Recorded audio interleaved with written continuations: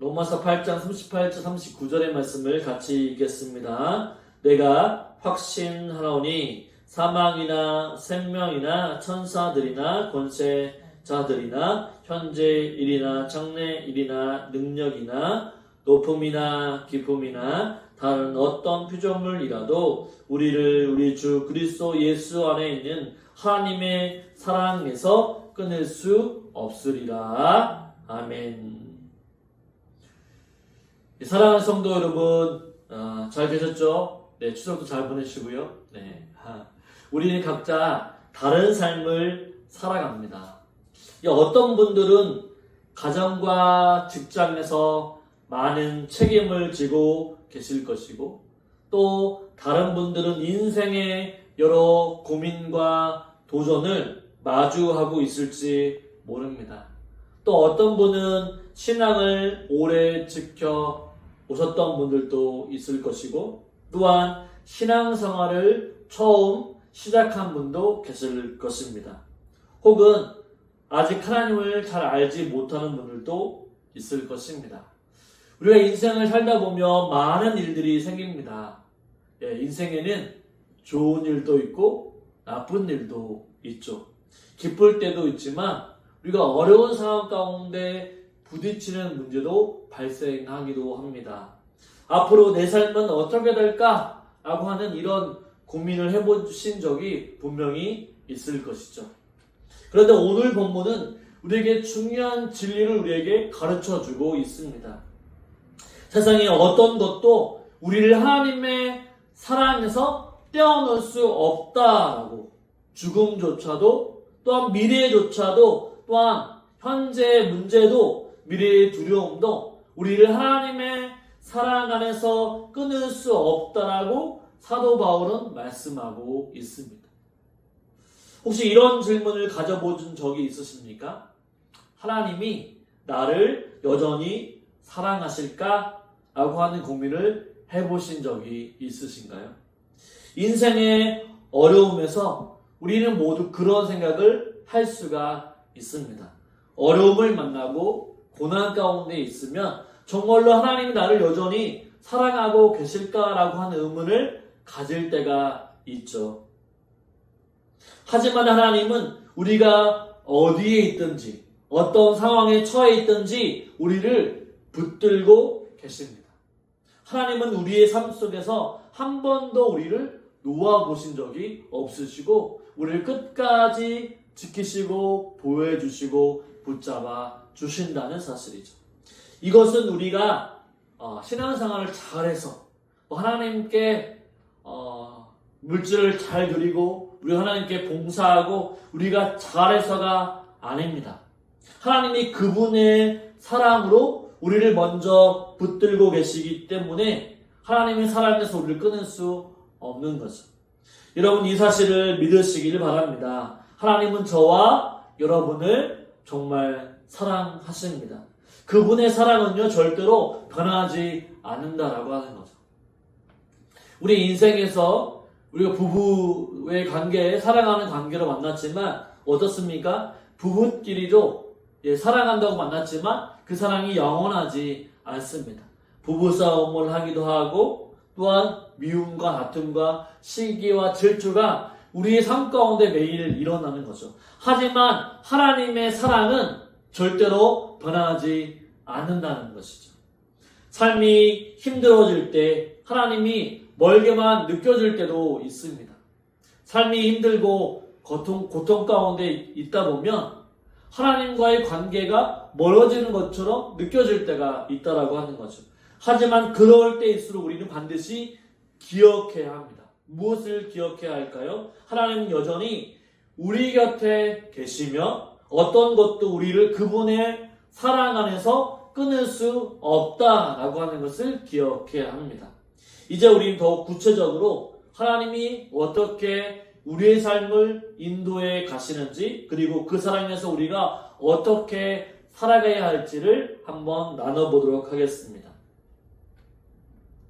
이 사랑하는 성도 여러분, 우리 때때로 인생의 어려움 가운데에서 하나님의 사랑을 의심하게 됩니다. 하나님이 나를 정말로 사랑하고 계실까? 지금도 함께 하실까? 라고 하는 질문이 떠오를 수가 있습니다. 오늘 우리가 읽은 본문 로마서 8장 38절과 39절은 이런 의문에 대한 확실한 답을 우리에게 제시해주고 있습니다. 바울은 단순하게 하나님의 사랑에서 끊을 수 없다라고 말하지 않고 그는 확신에 차서 이렇게 얘기하고 있는 거죠. 어떤 것도 하나님의 사랑 안에서 끊어질 수 없다라고 말하고 있습니다. 사도 바울을 보게 되면 오늘 본문 로마서부터 쭉 사도 바울이 지은 서신이 참으로 많죠. 사도행전에 보면 사도 바울은 처음에는 사울이라고 하는 이름을 가진 사람이었는데 예수 믿는 사람들을 핍박하러 다녔죠. 예수 믿는 사람들을 죽이려고 했습니다. 그리고 그것에 앞장선 사람이죠. 하지만 그 사울이 사도행전 8장 9장에서 이 주님을 만나게 되죠. 핍박했던 이 사도 바울이 이제 주님을 만난 후에 이제 주님을 증거하는 이방인의 사도로서 그는 역할을 감당했습니다.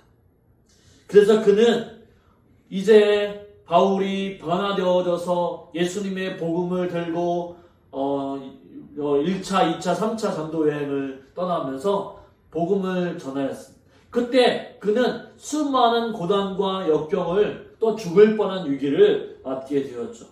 그러나 그는 그런 상황 가운데서도 믿음이 있었습니다. 어떤 믿음이었냐면 하나님의 사랑에서 그 어떤 것도 나를 끊어버릴 수 없다라고 하는 것을 진심으로 깨닫게 되었던 거죠. 그래서 이렇게 강력하게 선포할 수 있었던 겁니다. 사망도, 생명도, 천사도, 권세도 어떤 것도 우리를 하나님의 사랑에서 끊어버릴 수 없다라고 단언적으로 그는 체험적으로 이 말을 선포하고 있습니다. 이것은 바울이 자신의 삶 속에서 경험한 진리이죠. 그는 하나님의 어떤 순간에도 자신을 버리지 않으셨다라고 하는 것을 확신했습니다.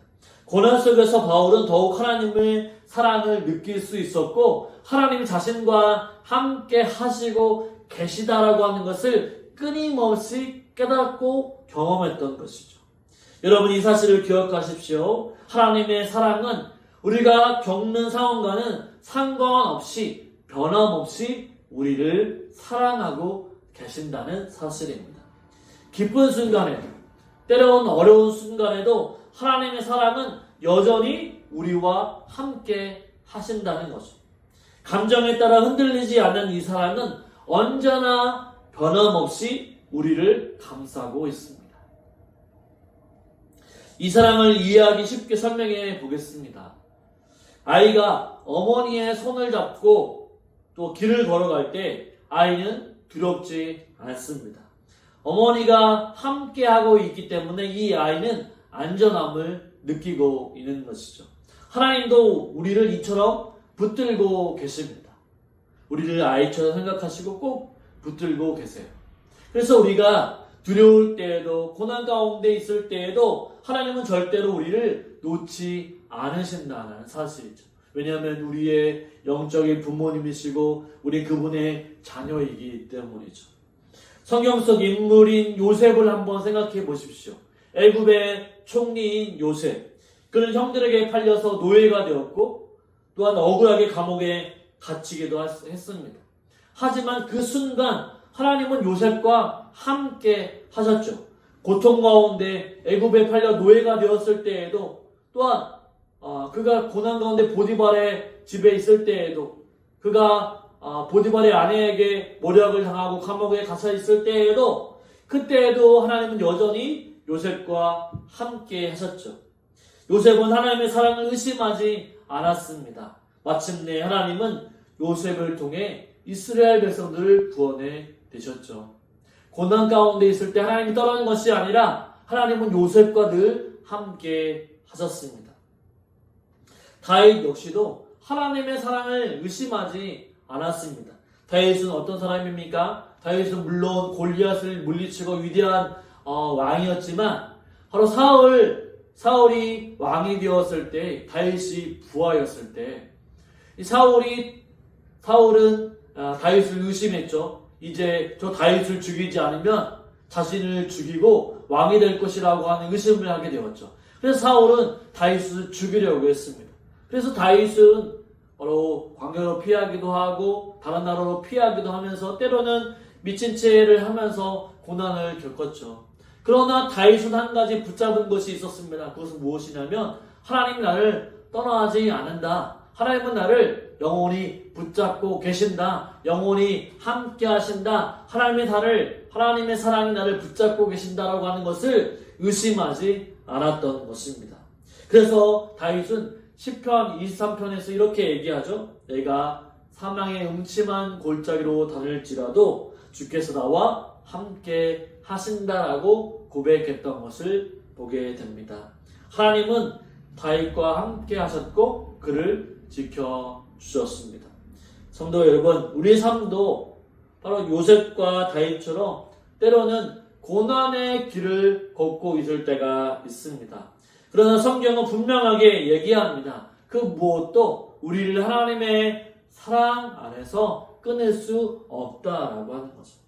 하나님은 언제나 우리를 사랑해 주시고 그 사랑은 언제나 변함이 없다라고 하는 거죠. 여러분 생각해 보세요.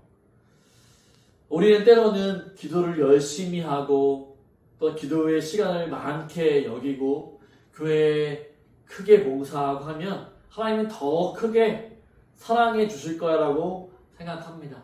하지만 그렇지 않죠. 하나님은 여전히 하나님의 자녀들을 하나님의 자녀이기 때문에 언제나 그것과 상관없이 사랑하시는 분이십니다. 하나님 절대적인 사랑이시죠. 우리가 자녀들이 10명이 있다고 한번 생각해 보세요. 지금 10명을 낳는 부모님들이 안 계시지만 예전에 내가 영적인 부모님이라 생각해보면 첫째가 아무리 잘하더라도 또 막내가 10번째 막내가 나에게 잘 못하다 하더라도 어떻습니까? 부모는 똑같이 사랑을 나눠주게 되는 거죠. 인간의 사랑은 덜 나눠줄 수 있지만 그러나 하나님의 사랑은 완전해서 첫째든 둘째든 막내든 동일하게 하나님은 사랑하신다라고 하는 거예요. 봉사를 열심히 하든 하지 않든 예배를 드리든 예배를 드리지 않든 그러나 하나님은 하나님의 사랑을 모든 자녀들에게 똑같이 베풀어 주시는 은혜의 하나님이라고 하는 거죠. 그러나 사랑하는 성도 여러분, 우리 모두 다양한 환경에서 살아가고 있습니다. 나이도 다르고 배경도 다르고 신앙의 깊이도 다르죠. 어떤 분은 하나님을 오래 믿어오셨고 또 어떤 분은 하나님에 대해서 잘 알지 못하시는 분들도 또 아직 의심 속에 계실 수도 있습니다. 그러나 한 가지 공통점은 누구나 인생의 문제와 걱정거리 속에서 하나님의 사랑이 멀어진 것처럼 느껴질 때가 있다고 하는 거예요. 믿음을 가진다도 하나님의 사랑이 덜 느껴질 때가 있다고 하는 것이고 믿음이 적은 사람도 하나님의 사랑에 대해서 의심할 때가 있다고 하는 거예요. 또 뿐만 아니라 믿음이 아주 없는 사람도 하나님의 사랑에서 하나님이 과연 나를 사랑하시는 것일까라고 하는 의심이 들 때가 반드시 있다라고 하는 거죠. 우리도 마찬가지입니다. 그 이유는 무엇일까요? 하나님의 사랑을 의심하게 만드는 하나님의 사랑은 절대적인 사랑인데 하나님의 사랑을 의심하게 만드는 장애물이 있습니다. 그 장애물은 무엇일까요? 먼저 불안과 두려움이 있습니다. 이 먼저 불안과 두려움이 우리를 하나님의 사랑에서 그 하나님의 그 사랑을 의심하게 만든다라고 하는 거죠.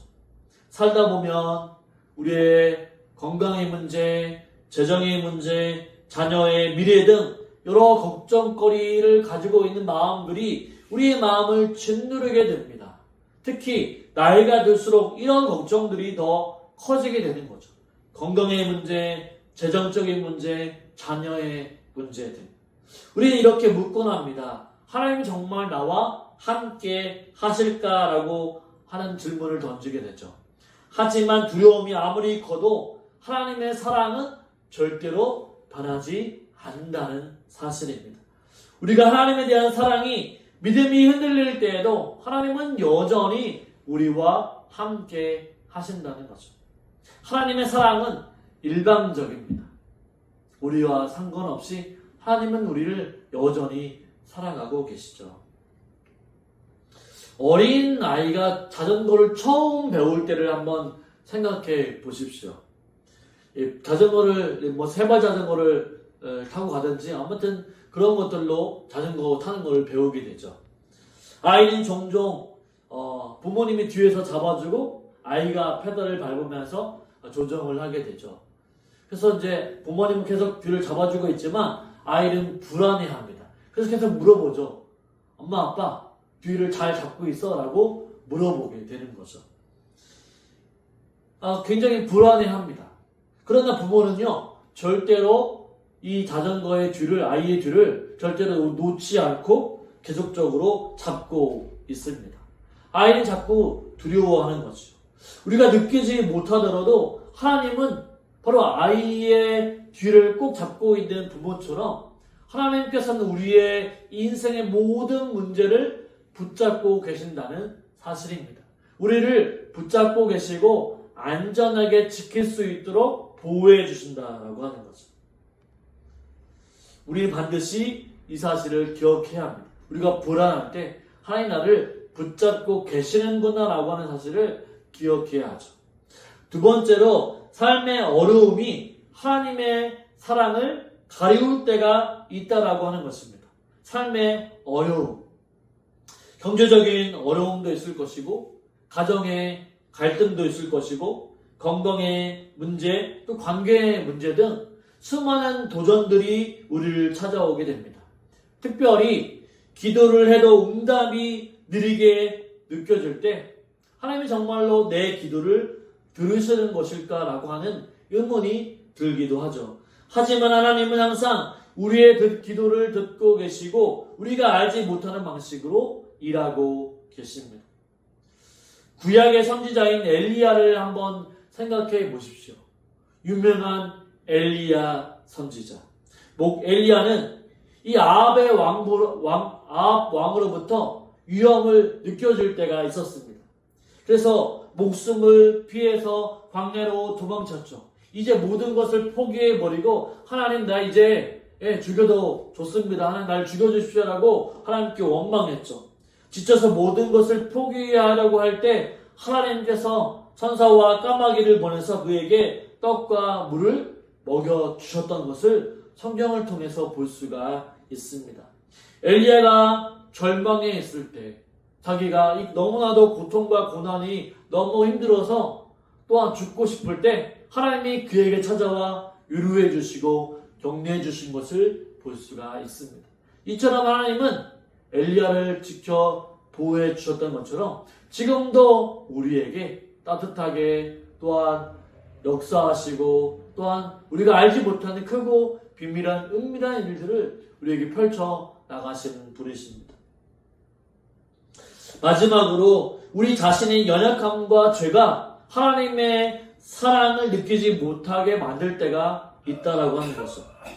우리는 모두 완벽하지 않고 실수하고 죄를 짓습니다. 이 죄가 하나님의 사랑을 의심하게 만들어 버립니다. 내가 이렇게 부족한데, 내가 이렇게 죄를 짓고 있는데 하나님이 정말로 나를 사랑하실까라고 하는 바로 의심이 들 때가 있다라고 하는 거죠. 그러나 성경은 하나님의 사랑이 우리의 연약함과 죄악을 초월한다라고 말씀해주고 있습니다. 우리가 잘 알고 있는 신약에 보면 탕자의 비유를 잘 알고 있을 것입니다. 너무나 유명한 비유이죠. 아버지의 재산을 탕진한 아들이 이제 아버지가 생각이 나서 이제 모든 것을 잃어버리고 거짓걸로 이제 아버지에게 찾아오죠. 그때 아버지는 어떻게 했습니까? 아들을 꾸짖는 것이 아니었습니다. 어떻게 하셨나요? 오히려 잃어버린 아들처럼 기쁨으로 찾아가서 그를 맞아주었고 그를 성대하게 그를 위해서 잔치를 베풀었던 것을 보게 됩니다.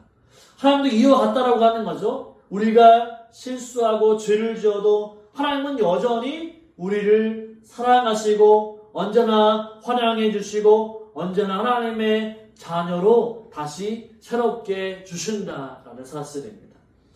사랑하는 성도 여러분, 우리의 불안, 삶의 문제, 우리의 연약함은 하나님의 사랑을 느끼지 못하게 만들 수 있지만 그 어떤 것도 우리를 하나님의 사랑 안에서 끊을 수 없다라고 하는 것입니다. 하나님은 우리와 항상 함께 계시며 그 사랑은 절대로 변하지 않습니다. 이 사실을 믿고 나아갈 수 있는 저와 여러분의 삶이 되시기를 주님의 이름으로 축원을 드립니다. 이제 여러분, 우리가 이렇게 확신할 수 있는 이유, 하나님의 사랑에서 끊을 수 없는 이유는 바로 예수 그리스도 때문이죠. 예수 그리스도. 예수님은 하나님의 사랑을 완전하게 이루셨고 우리가 직면하는 모든 문제를 해결해 주셨습니다. 오직 예수님을 통해 우리는 하나님의 사랑이 얼마나 크고 아름다운지 완전한지 알 수 있으며 그 사랑이 우리의 삶 속에서 어떤 의미를 가지는지 깨닫게 되는 거죠.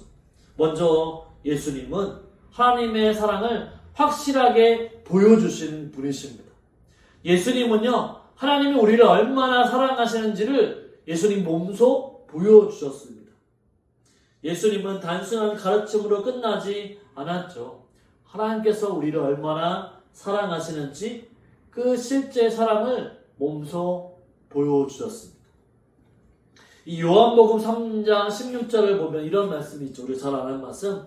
하나님이 세상을 이처럼 사랑하사 독생자를 주셨으니 라는 말씀이 있습니다.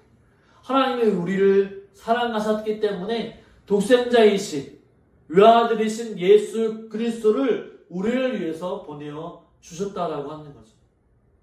여러분, 죄를 지은 사람에게 우리의 자녀를 내어줄 수 있을까요? 인간이라고는 사람이라고 치면 그런 일들을 할 수가 없습니다. 어떻게 죄인을 위해서 하나밖에 없는 자신의 아들을 핏값으로 내어줄 수 있을까요? 이것은 있을 수 없는 일이죠. 하지만 하나님은 그렇게 하실 수 있습니다. 왜냐하면 우리를 너무나도 사랑하시기 때문이죠. 또한 예수님은 우리의 죄와 연약함을 해결해 주러 오셨습니다.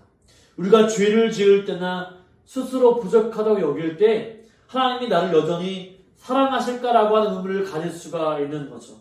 하지만 예수님은 십자가에서 우리의 모든 죄를 대신 짊어지시고 또한 죽으심으로 우리에게 완전한 용서를 허락해 주셨다는 사실입니다.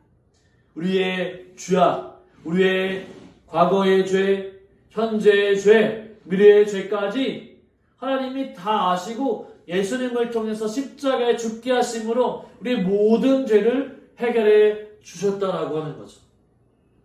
로마서 5장 8절은 이렇게 얘기합니다. 우리가 아직 죄인이었을 때 그리스도께서 우리를 위하여 죽으심으로 하나님께서 우리에게 대한 자기의 사랑을 확증하셨느니라 라고 말씀하죠.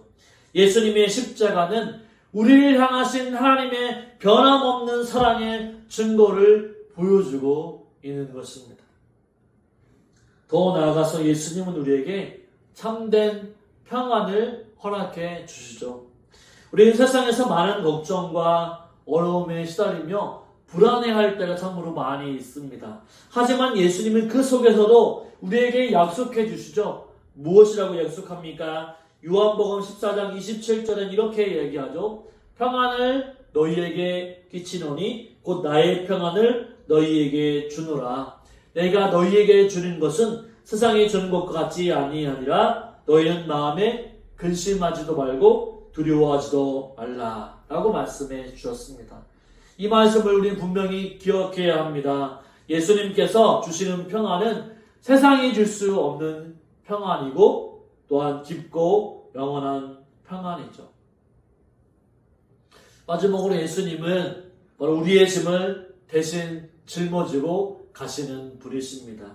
우리는 종종 삶의 문제들을 혼자 해결하려고 하지만 때때로는 그럴 때마다 더 지치고 힘들어질 때가 너무나도 많습니다. 예수님은 우리가 혼자 짐을 지지 않도록 도우시면서 우리가 힘겨워할 때마다 그 짐을 나누어 주시는 분이시죠. 그래서 마태복음 11장 28절 이렇게 얘기하고 있습니다.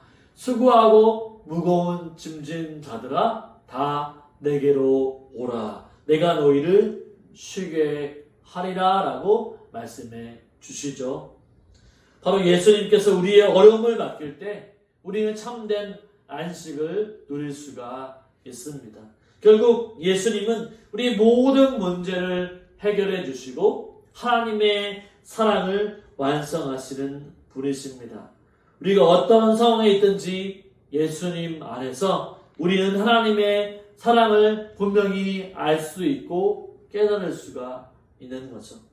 그렇다고 한다면 사랑하는 성도 여러분, 우리가 예수님의 사랑을 통해 하나님의 사랑을 끊을 수 없다라고 하는 것을 알았다고 한다면 이제 우리는 어떻게 살아가야 할까요?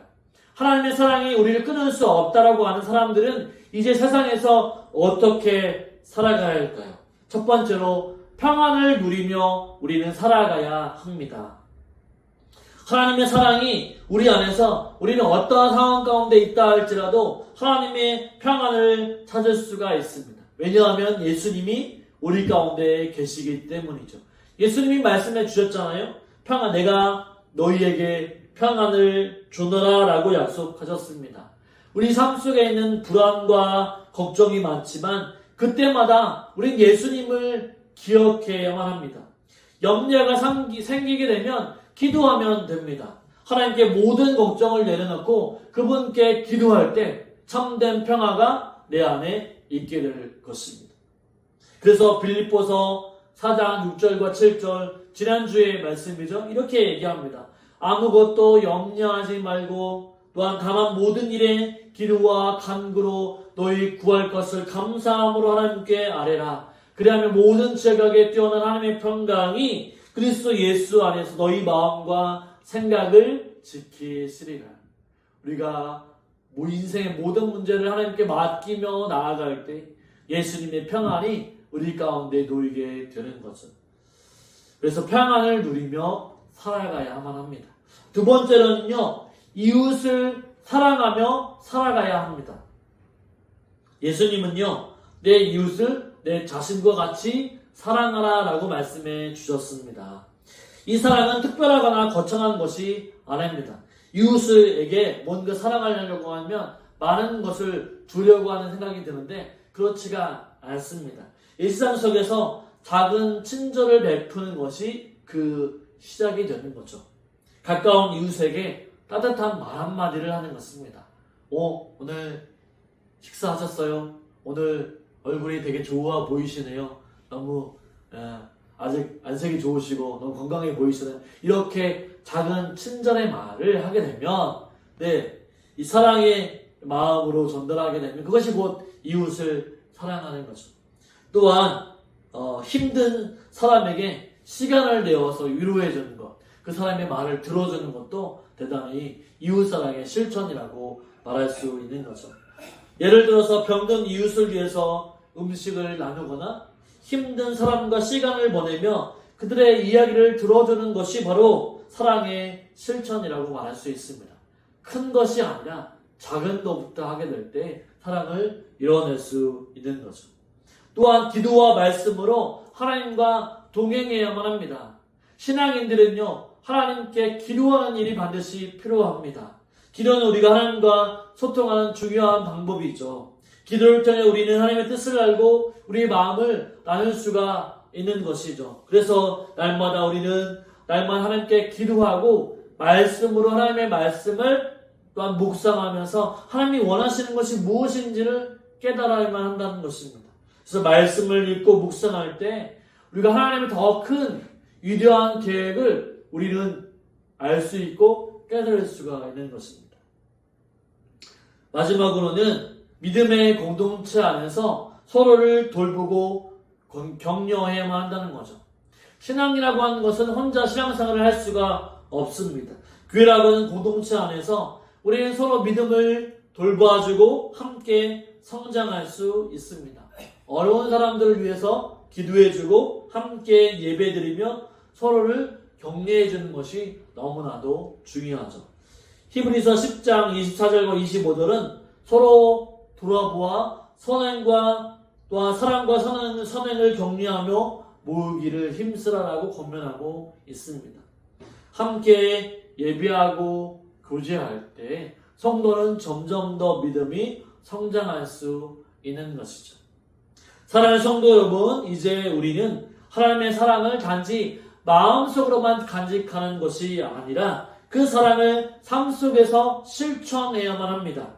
평안을 누리고 이웃을 사랑하고 기도와 말씀으로 하나님을 가까이 하며 믿음의 공동체 안에서 서로를 돌봐주는 것이 반드시 필요합니다. 이것이 예수님을 믿는 믿음을 가진 우리의 신앙인의 일상의 생활이라고 말할 수 있는 거죠. 사랑하는 성도 여러분, 오늘 우리는 그 어떤 것도 우리를 하나님의 사랑에서 끊을 수 없다라고 하는 것을 살펴보았습니다. 예수님은 십자가에서 그 사랑을 완성하셨고 지금도 우리의 삶 속에서 함께하고 계십니다. 이제 우리는 그 사랑을 기억하고 평안을 누리고 또한 이웃을 사랑하며 기도와 말씀으로 하나님과 동행하는 삶을 살아가는 저와 여러분의 삶이 되시기를 주님의 이름으로 축원을 드립니다.